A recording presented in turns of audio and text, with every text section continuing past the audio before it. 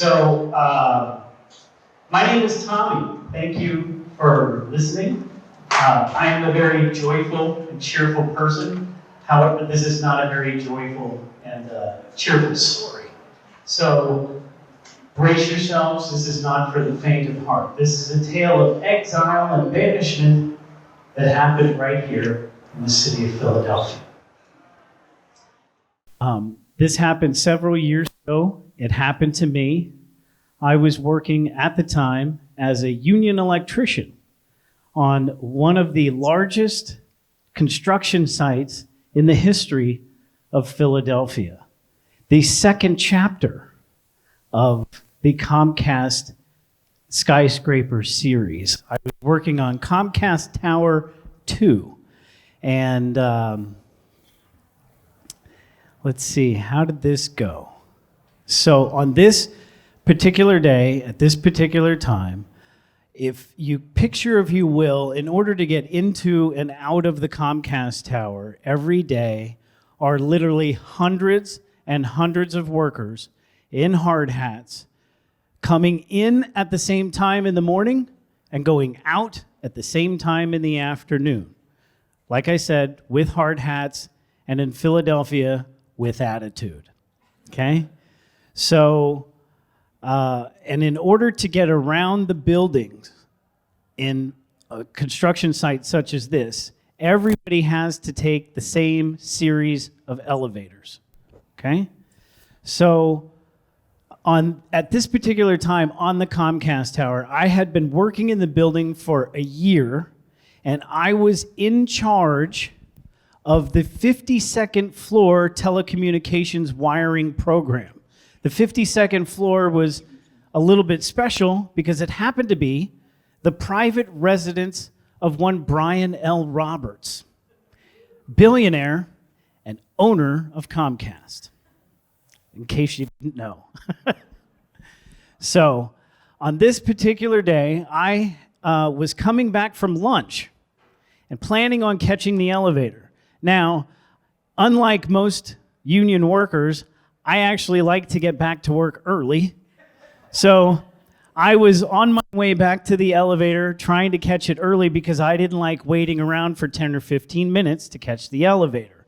In a crowded building like that, most of the time you want to catch the elevator, you have to wait for 10 or 15 minutes. So I'm on my way back down the loading dock and down the ramp toward the elevators, wanting to get on early, but pretty much figuring I would have to sit down on the concrete ledge and wait. I will preface this by telling you at this time in my life, I was heavier than I am now and a bit of a glutton at dinner time. The previous evening, I had eaten for dinner a whole bunch of homemade pasta with peppers and sausage, extra garlic, washed it all down with several craft beers, and finished everything off with a pint of cookie dough ice cream. So by the time I had come back from lunch, my previous evening's dinner had been percolating for some time. And as I walked down what I thought was an empty ramp, I let a little bit of pressure out of myself, out of the balloon, you could say. And I crop dusted a little bit of the ramp, and as I was walking at that moment past the elevator doors opened. Now, before I get in the elevators, I have to tell you that on this particular job site, at this time, the elevators were all operated by men from the Operating Engineers Local 542. If you're not familiar with Local 542, Operating Engineers Local 542 is notorious for employing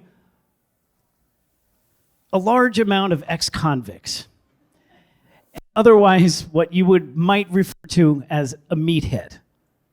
And on this particular job site, 542 had sent their least employable guys to staff and operate the elevators. These guys were mean, very mean, and there were fights, and it was tough. And as I got on the elevator, and two other guys came down the ramp and got on with me, unfortunately, so did the gaseous offspring that I had let off on the ramp. And as the elevator started to go up, everybody started to pull their lapels up as if you could actually create a gas mask with your shirt collar. And everybody's eyes started looking at each other as if to say, who did this? I'm a pretty honest person, and I had a guilty conscience, and I felt pretty bad that this had happened because I did not intend for this to happen. I did not intend for that thing to follow me in. And as we got closer to the top, everybody kind of started to chuckle and laugh a little bit. And the elevator operator looked at everybody and was like, come on, one of you guys has to be honest and tell us what happened, tell us who it was. And so I stupidly said, I'm sorry, and that's as far as I got. Because his attitude changed immediately, and he launched at me and got right in my face and said, yo, get the fuck off my elevator right now, you son of a bitch. And I was blown away. But I had to stand my ground because in a construction site full of toxic masculinity, you can't show weakness. So I stood there and I said, are you serious, dude? And he said, yeah, I'm fucking serious. You get the hell off my goddamn elevator right now. And at that moment, I had a moment of clarity, and I realized that the doors were open, and we were less than 30 feet from the temporary office of one Brian L. Roberts, billionaire and owner of the building.